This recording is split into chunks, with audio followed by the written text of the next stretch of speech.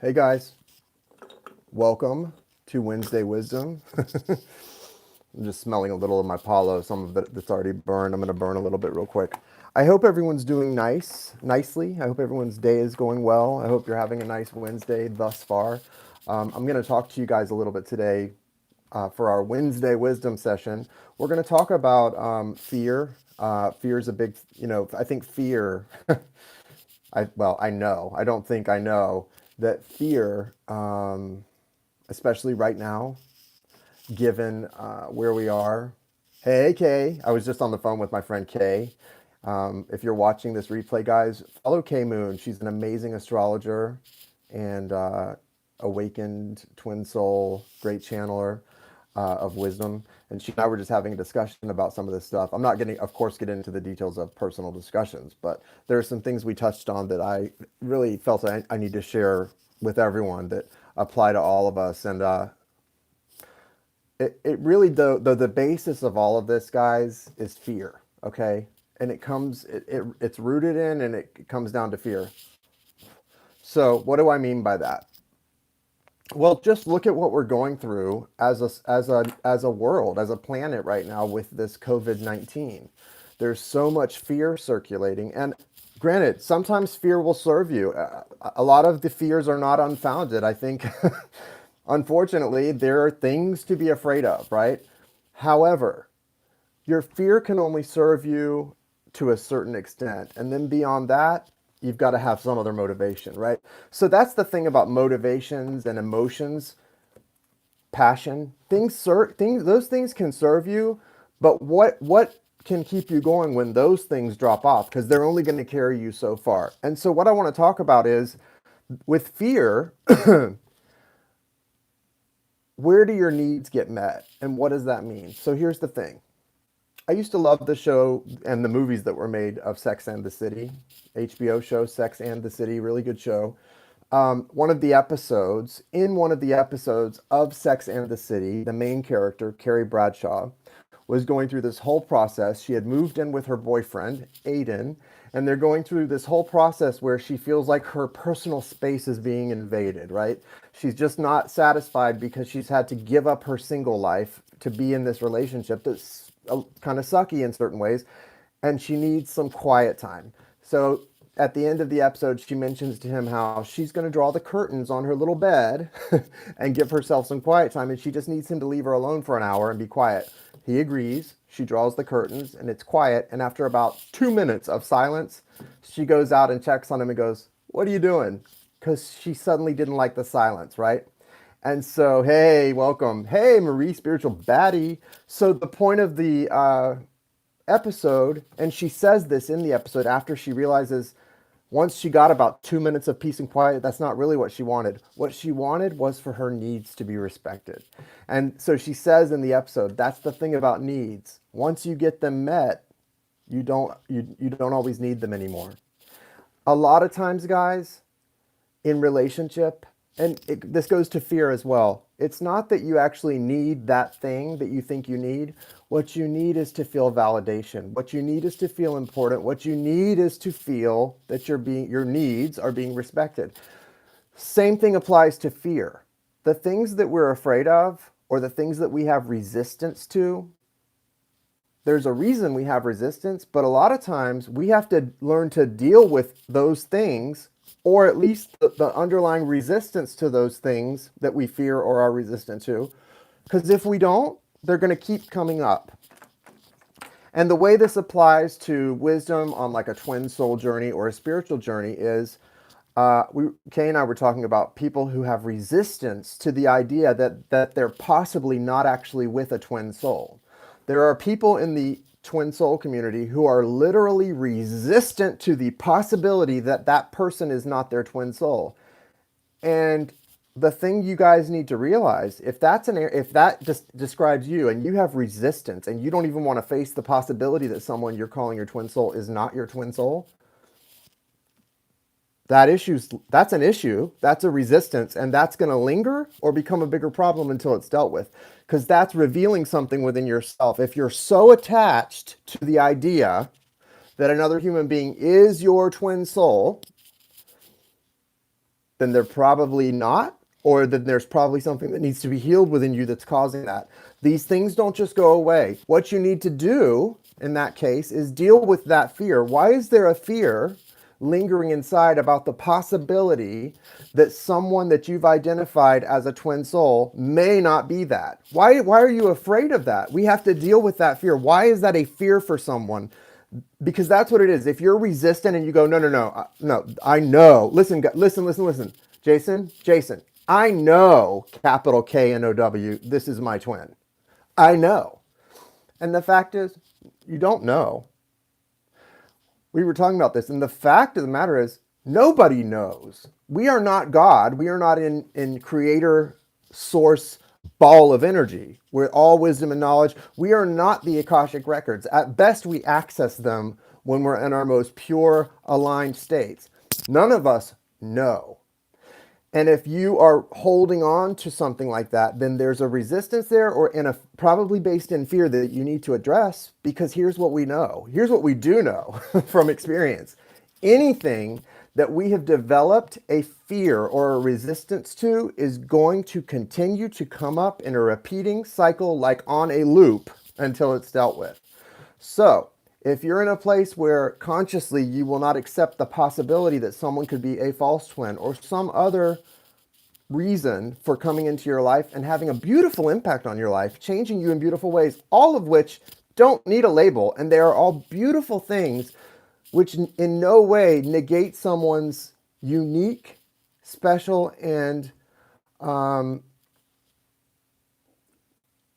elevated place in your life and in your heart. You don't need to explain that or label that for anybody, right? And so the point is, why does it matter to you so much that that's what you call it? Well, it's because there's a fear inside you that may not be real, that may not be true. And then what? You've wasted time. But that's what we got to get to, guys. There is no such thing as that. What you're going through, no matter what the label you put on it is special, beautiful, and cannot be fully understood or fully related to by any other people on the earth except for the person who you've experienced it with. And so that fear is what you need to deal with, not the person who is putting out energy, putting out a suggestion that triggers you, because a lot of people do get triggered by this prospect that someone is not possibly a false twin or not what they think they are.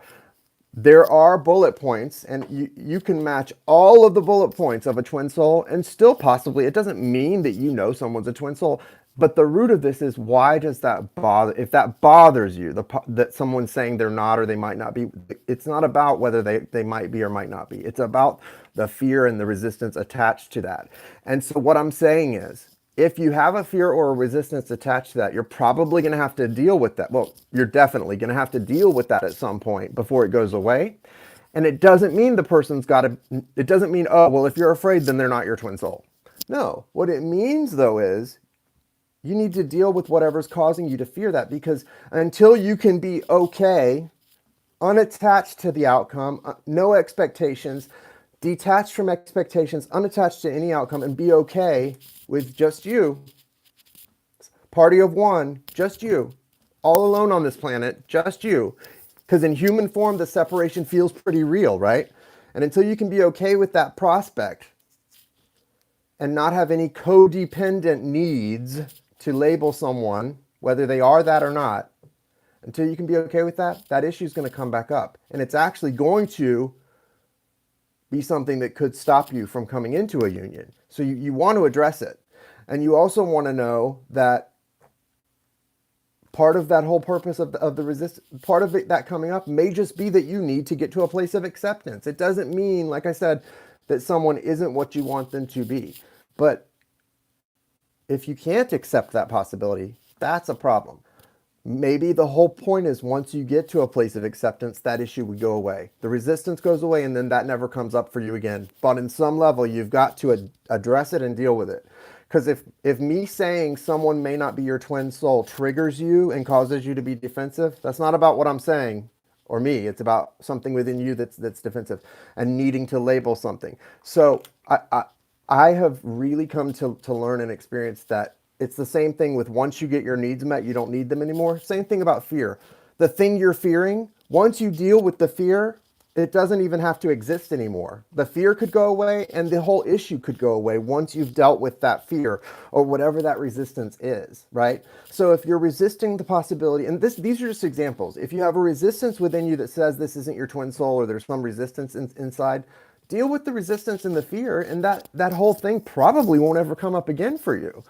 But you need to know, like, if someone's saying, like, this could be what this person is and not this, if that offends you, bothers you, upsets you in any way, it's either because there's truth in what that person's saying, and maybe they're hitting the nail on the head and they're right, that person isn't what you want them to be, or it's because there's a fear in you that needs to be addressed. Now, it's important that we do address these things, because I'm going to tell you something. The empath-narcissist relationship looks and feels very similar inside the empath, at least. Inside the heart of the empath, that relationship looks and feels very similar to a high-level soulmate or a twin soul. It really does. And you need to understand that. It can look very similar because a narcissist is not always, a mean or cruel person. A narcissist is usually someone who has a very sensitive nature and a feeling heart, but they close off and they run from being compassionate when they get hurt or when they see fear, because they've got a lot of blockages. That there are a lot of narcissists like that are very childlike in that way, where you see such kindness and sweetness in them and you want to be there and love them, and they can accept that. But if you do anything that doesn't live up to their narcissistic, self-centered idea of how you should be, they're gone. And you need to address that and examine, is that person this instead of this? Usually that's not the case, because in twin souls, the similar thing happens, the runner chaser, but it's because of much deeper reasons and much other things. But you do have to look at that if you're someone who wants to deal with reality. And I think dealing in reality is important. You do create your own reality, and we do have a choice of perception and perspective. But guys, it's important to also be brutally and just to be very honest with yourself. That's part of loving yourself, right? The willingness to give yourself the harsh truth, right? You don't even need other people to do it, but you have to be willing, I believe, to give yourself the harsh truth, right? Because you're not really loving yourself if you're choosing to live in a fantasy world that you're creating based on ideas that someone has fed you that feel good to you. Because it's not always about something that feels good. The truth doesn't always feel exciting, but there's a resonance to it. There's a click that says, oh, this is true. There's a resonance to the truth that just is. Outside of emotions that go up and down, the truth is resonant. That's why I've said before, you're not going to see me resisting from a fear-based thing where I get triggered or angry at someone, but you will see me if someone says something to me that doesn't, I don't care how logical it is, if someone says something to me that does not resonate as the truth in my heart space that's connected, and I know I'm connected, I will thank them for their input and move along. But I will not let it take me off my center. Now, there's a difference between that and having a fear-based reaction where you're triggered by someone speaking some truth and some logic to you because it offends the sensibility that you desperately want to cling to. And if it's about what someone is in your life, karmic soulmate, twin soul, high level, then what that really goes to is an insecurity and a codependence, guys. And that's why a lot of people are triggered by the idea of twin souls. A lot of people don't even like the idea of twin souls because they see a lot of people who are just really codependent in toxic situations and at a place where they've got big time growth and healing to do, calling someone a twin soul to make up for any number of wrongs or any number of unfair behaviors. And so it's very, what if there is no fear, only excitement at having found my twin? Usually when twin souls first meet, there usually is a period where they don't think it's possible even to hurt each other because there's a honeymoon period before like the deep-seated wounds start to come up for healing, where you separate and go in different directions. There is that, like, just, it's all excitement. But then as human beings, because we're not ascended angelic beings. We're human. There's reality here. You're going to go through other emotions as well. And it's just good to be aware of that, that happens in these kind of relationships. They're not perfect, but that's okay. The only thing is, you don't want to be deluded. You don't want to start to look at someone. The only possibility is this: when it's just like how being in active drug addiction can mimic bipolar disorder, but they're not the same thing. They're two very different things. There can be dual diagnosis, but they are two different things, but they can mimic each other. Same thing with the narcissist empath relationship and like a high level spiritual twin soulmate. They look very similar. Karmics.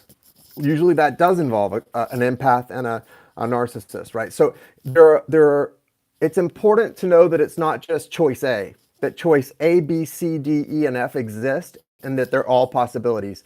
And until you know in your balanced and centered, outside of emotion heart, the click of yes, that this is the truth and not just something you are excited about, it's important to be open to the possibility and have all the facts. You know what I mean? That's all I'm saying. It's important because usually when there's a resistance, it's out of fear. It's usually out of fear. Hey, Angel, nice to see you too, sweetie.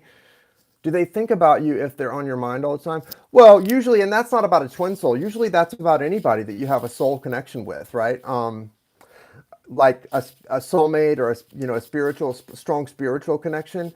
I would say my friend Angel and I have like a soul connection. We're close. We've never even met in person, but we're pretty close, and we have a strong heart-based connection. And I would say yes, like you don't have to define it as like, oh, this is that, but anybody that you have that kind of a connection with that's strong and that has potential to grow in many different directions. Usually when one person's on their mind, the other person feels that in some way, to some degree. I don't think it means that you're going to, like if I'm thinking about someone all the time, no, it doesn't mean they're going to be thinking about me all the time. That's not true. It's possible, but that's not by definition the case. You know what I mean? No. Now, they probably have a certain sense of that. But a lot of times when you're in separation from somebody because of conflict, but you're wanting to fix it and you're thinking about them all the time, it's because they're pulling away. So it's like their resistance and running is what has you thinking about them. Because because magnets do two things. Like magnetic energies can pull toward and they can also repel. You know what I mean? There can be the pulling toward and the repelling. So that's when you're repelling. You can have someone on your mind all the time that's running from you, and that's because of repellent energy. Just as much as you guys can be going in the same direction and thinking about each other, both thinking good thoughts at the same time. So it's hard to really say. There's the answer to the question, Michael, is A, B, C, D, E, or F. It can be any of those things. And that's why we do tarot readings to kind of get to the truth of it. Is it A? Is it B? Is it C? You know what I mean? Because there's lots of possible answers. As a rule though, if you've got someone on your mind all the time, there's a strong connection between you and this person that is serving something, whether it's dharmic or karmic, whether it's destiny or it's got to do with dealing with some karma and, healing, or all of the above. Twin souls, it's all of the above. You're dealing with destiny and things that are sort of written in the stars, and also healing and karma and justice, so to speak. So there's a lot of, it's a spectrum. You know what I mean? There's not one thing. But when we come back to the idea of fear, guys, just thinking about fear, this is a great, and that's, okay, look, Michael, what you just said is a great perspective, because nobody really knows 100%. We are not big G God. We have God's source within us, right? Little g, but we are not big G God. Big G God knows. And the biggest thing you can do, the best thing you can do, is accept the fact that it's meant to be. Whatever is happening is meant to be. And if something's meant to be, that doesn't mean, like a lot of people go, well, it's meant to be. That's why I'm pursuing this. Well, if it's meant to be, you don't need to pursue it, right? So if you believe something's meant to be, all the more reason to take your hands off the wheel and let it unfold organically. Especially if you're the person who has already been putting work into something, let the other person decide now. You have to give someone a little space. Okay, remember, it was what you were saying about giving someone space so that they can actually figure out what they feel. Because when you're connected to someone strong and you're so in it, they're going to be overwhelmed by what your energy, and they're not going to be able to figure out what they feel at all. You got to give them that room to figure out on their own and within themselves what they feel and want to. So yeah, if it's meant to be and that's what you believe, all the more reason to step back from it and just trust and go and focus on being productive. If something's meant to be, like for me, if I believe something's meant to be and someone's meant to be special or in my life or like a partner of some kind, then instead of worrying about that and them, it's time to go and worry about being able to provide the kind of life for that person and yourself and whatever family you may have that you want to provide. So go and get your coins, go and get your accomplishments, go and expand materially, financially, grow spiritually, do all the things that are in preparation with the hope that that would be the case down the road. But it either will or it won't be. And you have to be okay with either outcome for it to even be a possibility. Right. And so the fear is coming from a place of insecurity, and it comes from a place of not believing that you're worthy and not believing that you're enough. Because if you are worthy and you're enough, then it's okay no matter what happens, number one. And number two, it's going to mean that you should and can expect to have something better, that or something equal or better come through for you in the end. Yeah, it's pretty sunny out there. It's a nice day. It's a little cool, but it's sunny. Well, actually, it was cool. I think it's warmed up now. I had some errands to run this morning. It's been a pretty productive day. I'm getting on, just if anyone happens to be here or checks in that is on my list for personals, today I've got Mafe, Heidi, Jordy, and then Hala. We need to do your live. I know we need to do your live. There's a couple more, but they're on the other page. So just know those are the ones that are on tap, on deck. Anyway, but that's the biggest thing when it comes to fear. The Wednesday wisdom that I was really tapping into, and it wasn't from meditation. Today it was from having a great conversation with my friend Kay Moon. And again, if you don't follow Kay Moon here on YouTube, follow her. Or subscribe to her channel. She's a great astrologer and a really good person. She channels messages really, beautifully and very purely. They come through very untainted, and I appreciate that.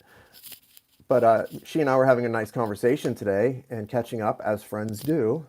And we really were talking about fear and how people, people that get triggered by our channel of messages. I was saying sort of when somebody's getting triggered by something, it's a sign that they need to deal with something. And there's some fear or perceived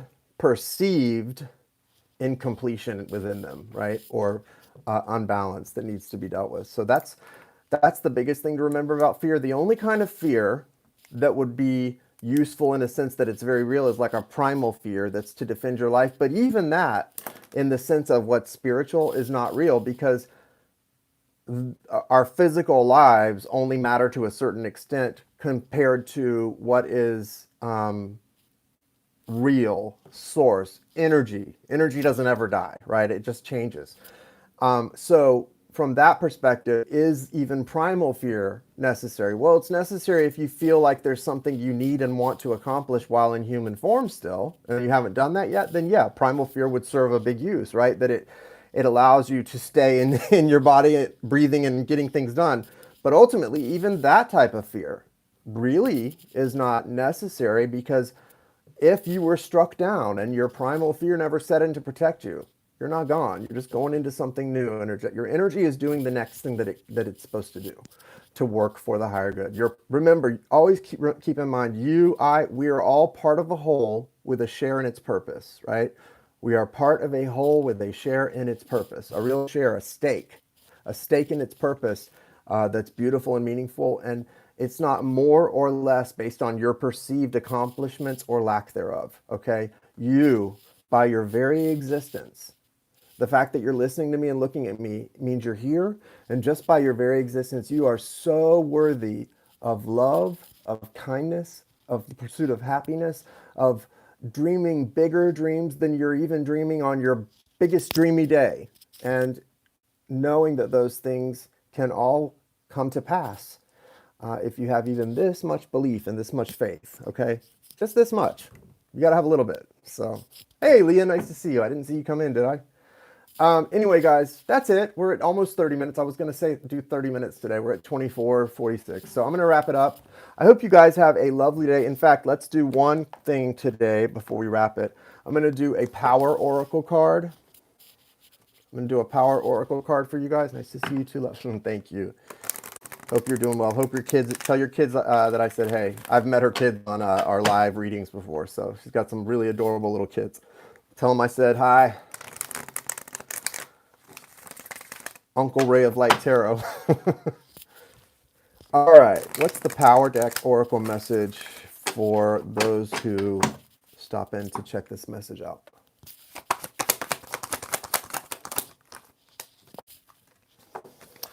Vision. So this is the, here, oh, yeah, there it is. Okay, vision. Color is yellow. The direction is east. East, yellow. Card number 41 breaks down to a 5. That's major changes, guys. Major changes coming in. Your vision here, and this is connected to time. The reality of time and the non-existence of time and how they meet. And it says, at times, you will have less vision, and because of that dimness, you will become unbalanced in your seeing. You will see everything, every stone, every machine, every tree as being dead rather than alive. As your vision grows, sit still within the city. Begin to see that the stones and the plants and the machines actually are alive. Even the dead trees have passed through that gateway into the west.